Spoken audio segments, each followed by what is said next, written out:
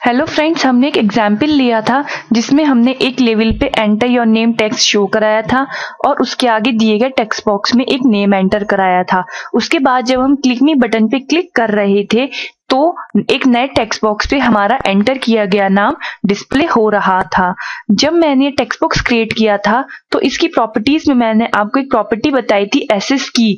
मैंने आपको बताया था कि ये प्रॉपर्टी कीबोर्ड शॉर्टकट की यूज बनाने के लिए यूज होती है। चलिए इसकी यूज देखते हैं। मैंने यहाँ पे जे लिखा है, मतलब कि जब मैं अपने पेज को रन करूंगी और ऑल्ट के साथ जे प्रेस करूंगी तो मेरा टेक्स्ट बॉक्स पे अपने आप फोकस पहुंच जाएगा। चलिए इस पॉइंट को देखने के लिए अपने वेब फॉर्म को डिबग मेन्यू में जाके step.debugging से रन करते हैं।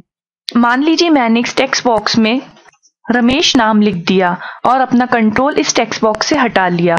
आप देख रहे होंगे मैं टेक्स्ट बॉक्स पे नहीं हूं, टेक्स्ट बॉक्स पे मेरा पॉइंटर नहीं है। अब मैंने ऑल्ट के साथ जे प्रेस किया तो आप देख रहे होंगे टेक्स्ट बॉक्स पे मेरा फोकस चला गया है और इस पे लिखा हुआ टेक्स्ट सिलेक्ट हो गया है। ऐसा हमारा एसएस की के कारण हो रहा है। चलिए अब मैं इस विंडो को बंद कर देती हूँ।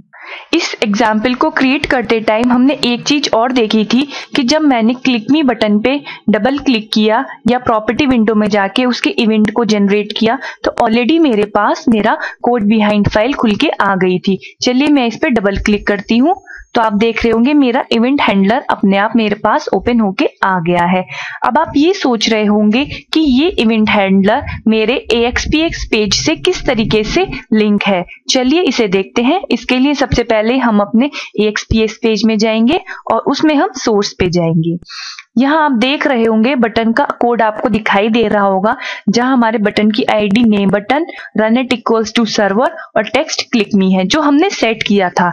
पर यहाँ पे एक एट्रीब्यूट आप और देख रहे होंगे, on click equals to name button underscore click. ये क्या है और ये कहां से आ गया? जब हम अपनी वेबसाइट क्रिएट कर रहे थे तो मैंने आपको एक चीज बताई थी कि हमारी पेज डायरेक्टरी होती है और उसका एक एट्रीब्यूट था ऑटो इवेंट वायर अप, जो मैंने कहा था कि मैं आपको आगे जाके बताऊंगी। चलिए अब इस एट्रीब्यूट को डिस्कस कर लेते हैं। हमारे ये बटन का attribute on click equals to name button underscore click इस auto event wire up property के ट्रू होने की वजह से आ रहा है। Auto event wire up property Visual Basic में ऑटोमेटिकली इवेंट क्रिएट करने के लिए यूज होती है। ये एक तरीके से हमारे AXPX पेज और हमारे इवेंट में एक लिंक बना देती है और हमारे बटन से जिससे हमारा इवेंट रेज हो रहा होता है उसके नाम से रिलेटेड जुड़ा हुआ हमारा एक इवेंट हैंडलर बना देती है। यहाँ आप देख रहे होंगे मेरे बटन की आईडी नेम बटन है और ऑटोमेटिकली इसने मेरे नेम बटन अंडरस्कोर क्लिक नाम का एक इवेंट हैंडलर क्रिएट कर दिया है। ये हमारी auto event wire up property होती है।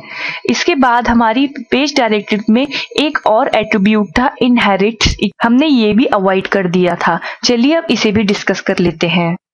जब हम अपने AXPX पेज को रन करते हैं तो हमारी इस पेज को इनहेरिट करती हुई एक और क्लास बनती है जिसका यूज हमें कभी दिखता नहीं है, मतलब वो हमें क्लास भी कभी नहीं दिखती है, पर वो क्लास हमारी बैकग्राउंड में वर्क करती है।